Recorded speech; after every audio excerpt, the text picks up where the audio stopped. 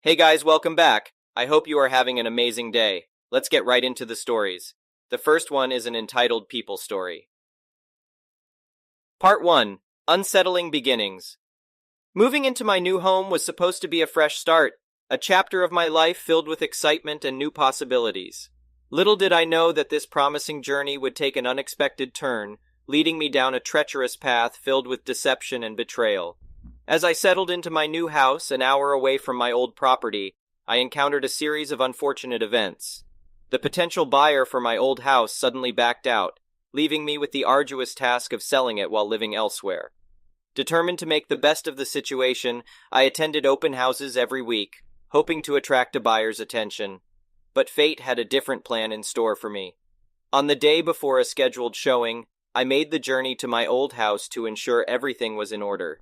To my astonishment, the front door was slightly ajar, and a car sat parked outside. A sense of unease washed over me as I cautiously entered the house, only to find two men standing in the living room, clutching cash and a blender. Confusion mingled with fear, as I demanded an explanation for their presence. One man immediately bolted out the front door, leaving me to confront the other, who appeared genuinely bewildered. In a panic, he revealed that he had responded to an online ad, believing that the person selling the blender was the rightful owner of the house. My anger subsided as I realized the man had unknowingly fallen prey to a scam. I implored him to show me the online ads, hoping to gather evidence against the perpetrators. Armed with screenshots, I reported the incident to the police, only to discover that the culprits had used burner phones, leaving no trace of their identities. Frustrated but not defeated, a new plan brewed within me. I installed surveillance cameras to catch the criminals in the act if they dared to return. Little did I know that my battle against these squatters was far from over. Part 2. The Thrill of Justice. It didn't take long for the audacious criminal to resurface. 2 days later, my vigilant cameras captured him attempting to break in through a window. I wasted no time swiftly contacting the police and relaying the live footage of the ongoing burglary. My heart raced as I witnessed the officers storm into the house, prepared to apprehend the thief. But fate, it seemed, had a penchant for testing my resilience. Instead of being promptly handcuffed, the police calmly escorted the trespasser out, allowing him to walk away freely. Outrage coursed through my veins as I struggled to comprehend their leniency towards the man who had caused me so much distress. Determined to seek justice, I delved deeper into the matter. It came to light that during those weeks of absence, the squatter had not only sold my belongings, but had also taken up residence within the property itself. Frustratingly, my quest for justice transformed into a legal battle as I dragged the criminal before a judge. In the courtroom, I beheld the ragged appearance of the accused, who attempted to present himself as a victim of circumstance. Armed with irrefutable evidence, I made my case, highlighting the extent of the squatter's crimes. The defendant tried to justify his actions, arguing that the house had been abandoned and its contents were fair game. The judge, unyielding in their determination, silenced the squatter's feeble arguments. They eloquently explained the law, reinforcing my rights as the owner of the property. The judge saw through the criminal's facade and condemned his actions as trespassing and theft. In a satisfying turn of events, the man was sentenced to a considerably longer term due to his involvement with drugs, namely methamphetamine, which he funded with the proceeds of his ill-gotten gains. Part 3. A Bittersweet Victory.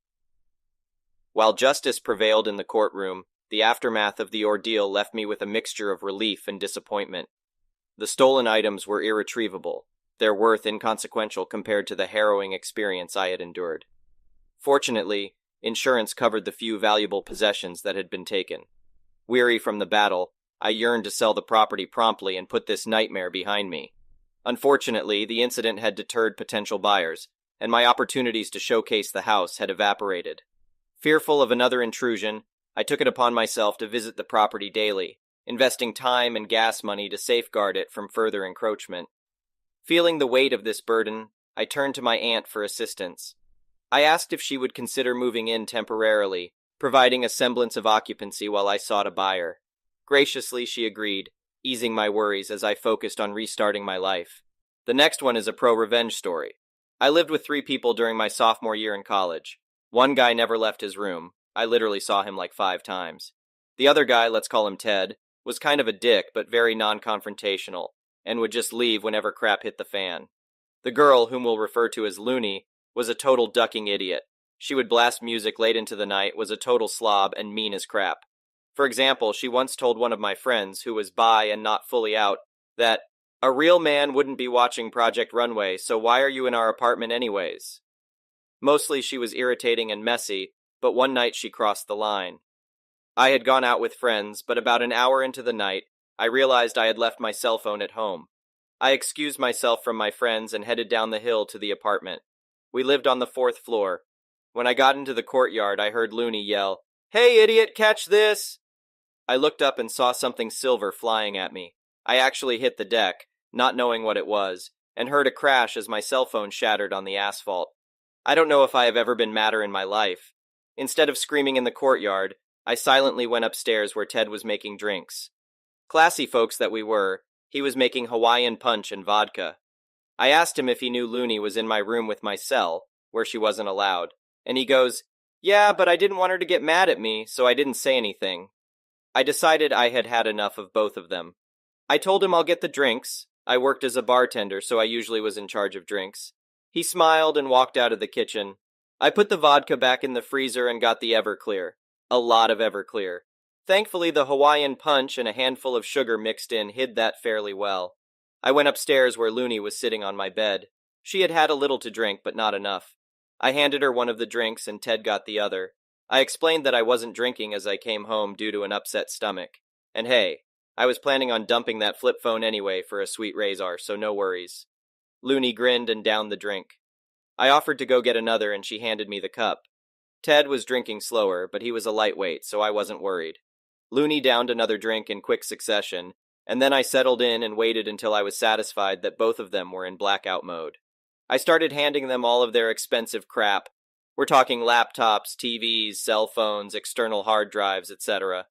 And told them how cool it would be to throw them out the window and watch them blow up like my cell phone. I also told them it was my stuff, so they didn't have to worry about it because I didn't care if they threw my stuff out as long as they didn't touch the gerbil. I'd hand them all the right, aka only their crap, to make sure no one got too excited and hurt the gerbil. Everybody liked the gerbil, so this sentence was received with solemn nods. They began enthusiastically throwing all of their expensive electronics out the window.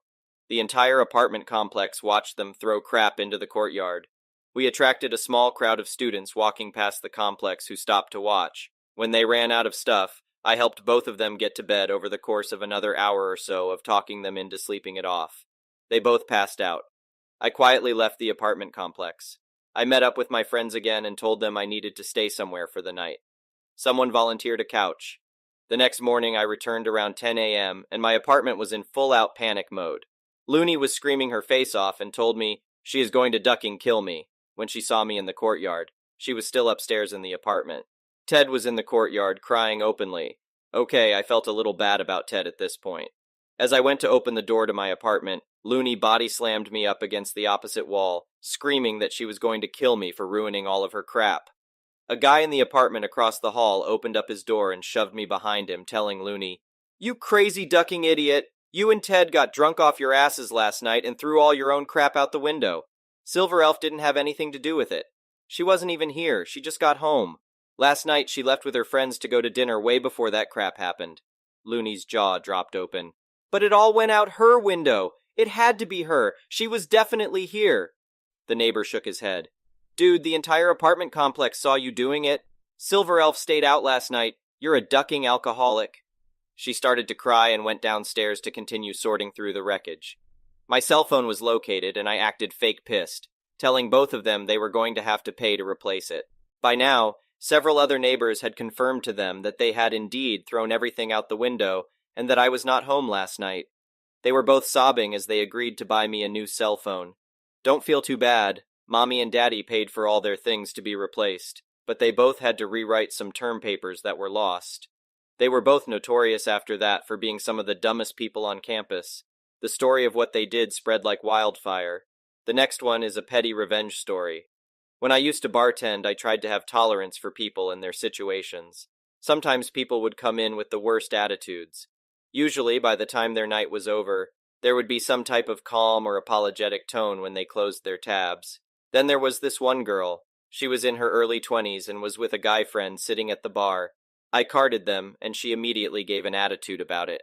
Then, after reading the martini menu, I worked at a bar that specialized in martinis.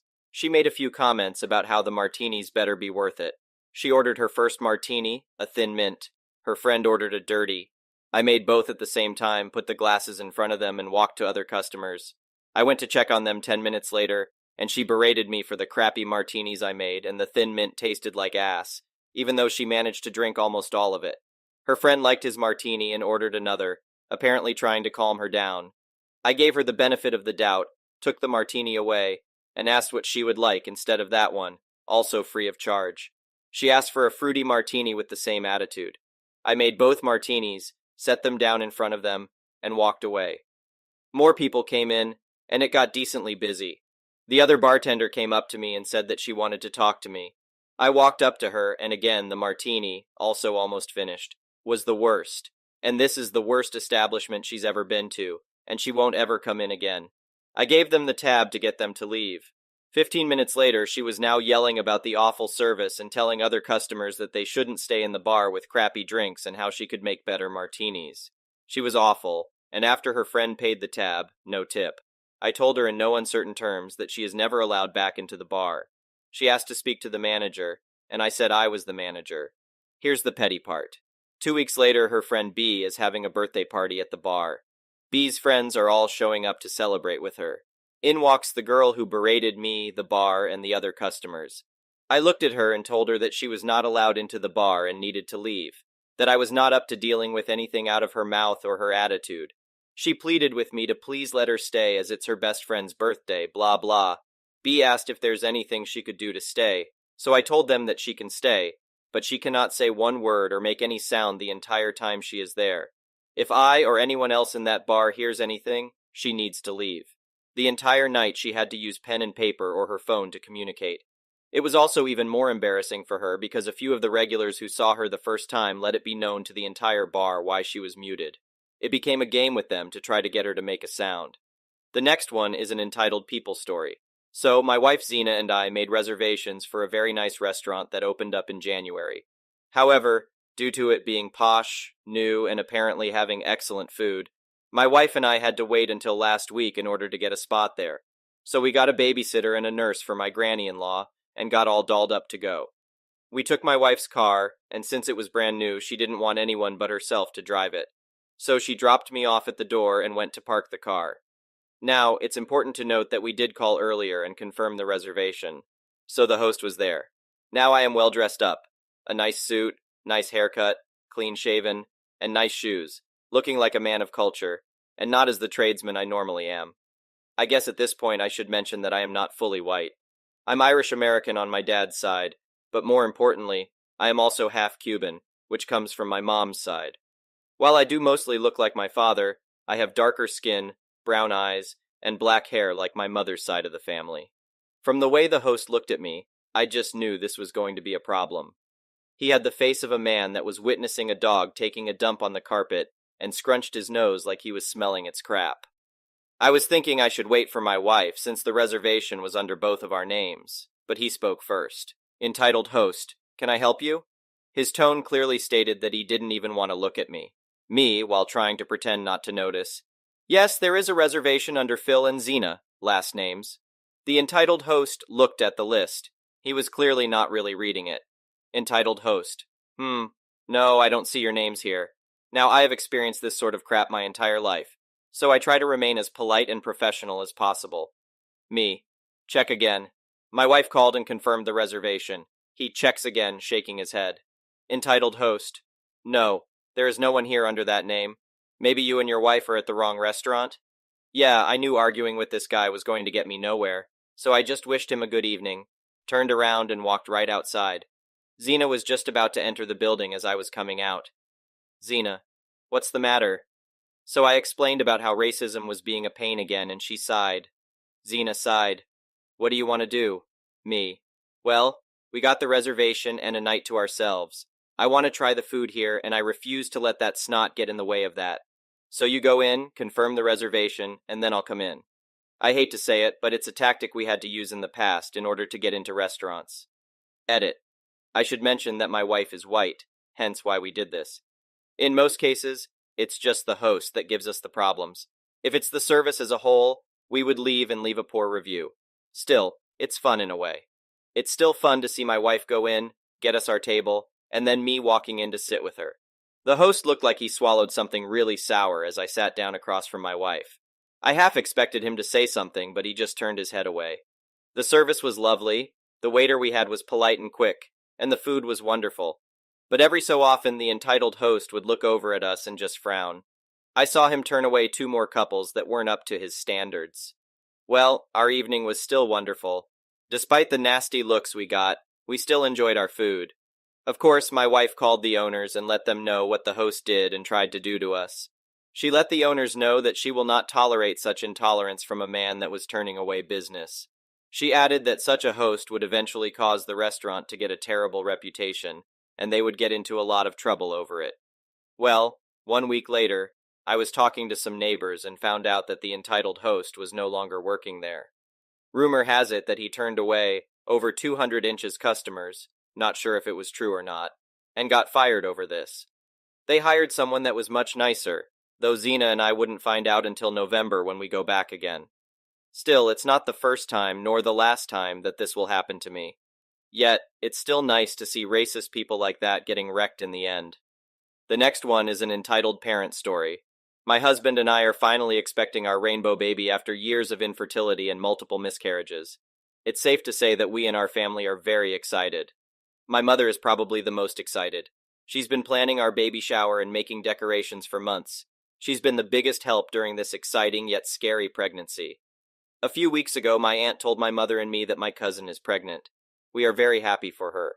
However, my aunt said their plan is to announce her pregnancy at my baby shower since we are having a big party anyway. She said it's not a big deal, and we both can share the day. I said absolutely not, because we have been waiting for this day forever, and it should be all about me and my rainbow baby.